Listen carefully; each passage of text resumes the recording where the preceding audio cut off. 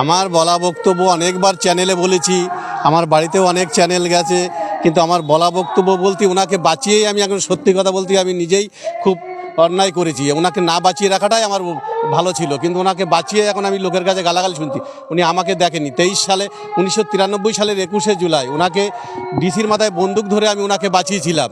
আমার যে স্পটের অফিসার ছিল নির্মল বিশ্বাস, সেই নির্মল বিশ্বাস অর্ডার দিয়েছিল যে এই অবস্থায় এই একজন বিরোধী নেত্রীকে এইভাবে পিটিয়ে মারছে, তোমরা কি চুরি পড়ে আছো। ওনার আদেশে আমি ওনাকে বাঁচিয়েছিলাম যে এইভাবে মারা যায় না, এটা মারা অন্যায় ডিসির মাথায় বন্দুক ধরে। কিন্তু তারপরে উনি স্বীকারও করেছে, আবার বলেছে পুলিশই বাঁচিয়েছে। তারপরে উনি এত বড় নিমক হারাম বিশ্বাসঘাতক মানে দ্বিচারিতা করেছে আমার সঙ্গে। 19 সালে উনি আমার পিএসের মাধ্যম দিয়ে ওনার বাড়িতে রাখলো, কালীঘাটের বাড়িতে, সেখানে আশ্বাস দিল, সেটাও হলো না। 18 সালে ববি হাকিম ডাকলো, ডেকে নাটক করলো। ববি হাকিম হচ্ছে আর এক গদ্দার, ও হচ্ছে মুসলমানদের মানে আর এক গদ্দার একদম মুসলমানদের। তারপরে আবার কি হলো, 23 সালে আমার বাড়িতে আমি বসে আছি, আমার বাড়িতে ফোন কলের মধ্যে আমার কল রেকর্ডিং আছে আমার কাছে, ওনার প্রমাণ আছে। আমাকে 23 সালে 25শে জুলাই আমাকে ডাকলো নবান্নে, তার ছবি আছে আমার কাছে। ডেকে আমাকে আশ্বস্ত করলো যে তোমার চাকরিটা ফিরিয়ে দেওয়া হবে, রিইনস্টলমেন্ট করা হবে ওনার পার্সোনাল সেক্রেটারিকে দিয়ে, বোপালিকা দিয়ে। কিন্তু তারপরেও আমি এতদিন হয়ে গেল আমি দেখিনি, কোনো শুরুয়া হলো না। ওনার কালীঘাটের বাড়িতে ফোন করলে বলে এই তো আপনারটা পাঠানো হয়েছে। আমি বলছি 5 মিনিটের ব্যাপার, একটা মুখ্যমন্ত্রীর কাছে, উনি পুলিশ মন্ত্রী, মুখ্যমন্ত্রী, উনি আমার বাড়ির ফটো সব কিছু দেখেছে। ঠাকুরনগর আসছে উনি, অর্থাৎ আমার বাড়ি রেখে ঠাকুরনগর যাচ্ছে। একবার তো মনে করছে না উনি যে তাই তো সিরাজুল তো আমাকে বাঁচিয়েছিল, ওনার বাড়িটা একবার দেখে আসি, বৃদ্ধ মা ভাই বোন নিয়ে, উনি সেটা মনে করছে না। উনি আবার আমাকে বলছে এটা একটু দেখে নিতে হয়। কীভাবে দেখে নেবে? উনি আমাকে মনে রাখে না। উনি মাননীয় মুখ্যমন্ত্রী হয়েছে, সংখ্যালঘু দরদি, আমি তো সংখ্যালঘু লোকের সম্প্রদায়ের লোক, তাহলে উনি সংখ্যালঘুদের কী দেখছে? উনি সংখ্যালঘু সম্প্রদায় বলে এটা মুসলমানদের টোটালি মাথায় টুপি পরিয়ে উনি সংখ্যালঘু ভোটগুলো নিয়ে এই গতিতে ঠিক আছে। যদি মুসলমানরা এখনও না বোঝে, আমি বলছি, তাহলে মুসলমানরা এরপরে আরও মার খাবে, মুসলমানদের সব হারিয়ে যাবে, আমি বলে দিচ্ছি। উনি যা ক্ষতি করে দিয়েছে এই 15 বছরের মুসলমানদের পায়ের তলার মাটিকে শেষ করে ফেলেছে উনি, একদম এত বড় গদ্দার মুখ্যমন্ত্রী উনি। আপনি যখন বাঁচিয়েছিলেন তিনি তখন বিরোধী ছিল, তখন উনি বিরোধী যুব কংগ্রেস নেত্রী ছিল।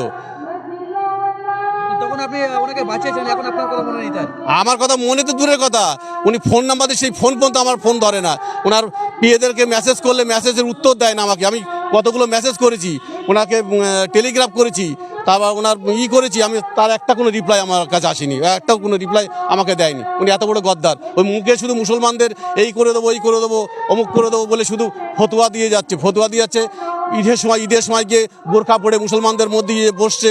আর সবচেয়ে বেশি ক্ষতি করছে আমাদের এই পীরজাদাগুলো লাইক দিচ্ছে, দিয়ে ওনাকে বসিয়ে মনে করছে আমাদের স্বর্গে তুলে দেবে। কিন্তু উনি যে কত বড় ক্ষতি করে দিচ্ছে মুসলমানদের, সেটা কিন্তু ওনারা দেখছেন। ওনারা নিজেদের স্বার্থটাই দেখে যাচ্ছে শুধু। কয়েকজন পীরজাদা আছে, যেমন ফুরফুরা শরীফের তোয়া সিদ্দিকী আছে, ও আর এক গদ্দার, মুসলমানদের শেষ করে দিয়েছে ও।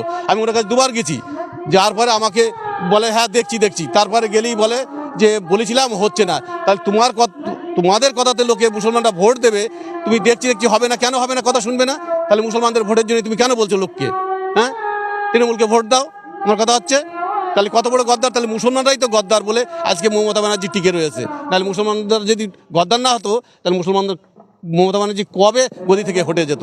এবার যদি না বোঝে 26 সালে মুসলমানরা, তার জন্যই আমরা 3য় ফ্রন্ট তৈরি করেছি হুমায়ুন কবিরের হাত ধরে, জনতা উন্নয়ন পার্টি হাতকে শক্ত করার জন্য। আমি সবাই মুসলমান বা সব শ্রেণীর লোককে বলবো যে আপনার এই পার্টিতে আগিয়ে এসে তৃণমূল বিজেপিকে গদি থেকে হটিয়ে দিন পশ্চিমবাংলা থেকে। আপনার মন্তব্য অনুযায়ী রাজ্যের মুখ্যমন্ত্রীকে যদি আপনি তখন না বাঁচাতেন, তাহলে আজকেই সে রাজ্যের মুখ্যমন্ত্রী, তিনিও রাজ্যের মুখ্যমন্ত্রী হতেন না, তিনি বেঁচেও থাকতেন না। তার তো চিহ্নই পাওয়া যেত না, কোনো শ্মশানে কোনো ছায়াও খুঁজে পাওয়া যেত না ওনাকে আজকে। তারপরেও আমাকে উনি দেখে না, উনি মনে করে না। উনি ঠাকুরনগর যাচ্ছে, আমার বাড়ি রেখে ঠাকুরনগর যাচ্ছে, অথচ আমার বাড়িটা মনে করছেন একবারও যে তাই তো সিরাজুলের বাড়িটা দেখে আসবে, সিরাজুল কী অবস্থায় থাকে উনি সে খোঁজটা নিচ্ছেন। উনি আবার বলছে যে এইভাবে হয় না, দেখে নিতে হয়। তা কীভাবে দেখে নেবে? তিনি তো রাজ্যের মুখ্যমন্ত্রী, তিনি তো সব পারেন, তাহলে তিনি কেন দেখছেন না? সেইটাই তো কথা, সেই প্রশ্নটাই তো আমি করতে চাইছি মুখ্যমন্ত্রীর কাছে। কেন উনি দেখছে না? উনি তো সংখ্যালঘু দরদি। তার কী সংখ্যালঘু দরদি? আমি কোন শ্রেণীর লোক? আমার নাম শুনে কি মনে হয় যে আমি কোনো অন্য শ্রেণীর লোক? আমার নাম শুনে কি মনে হয় যে সিরাজুল হক মণ্ডল নামটা কি মুসলিম সম্প্রদায়ের লোক না হিন্দু সম্প্রদায়ের লোক? আমার পরিচয় সিরাজুল হক মণ্ডল, গাইঘাটা থানার অন্তর্গত, ইছাপুরে বাড়ি আমার।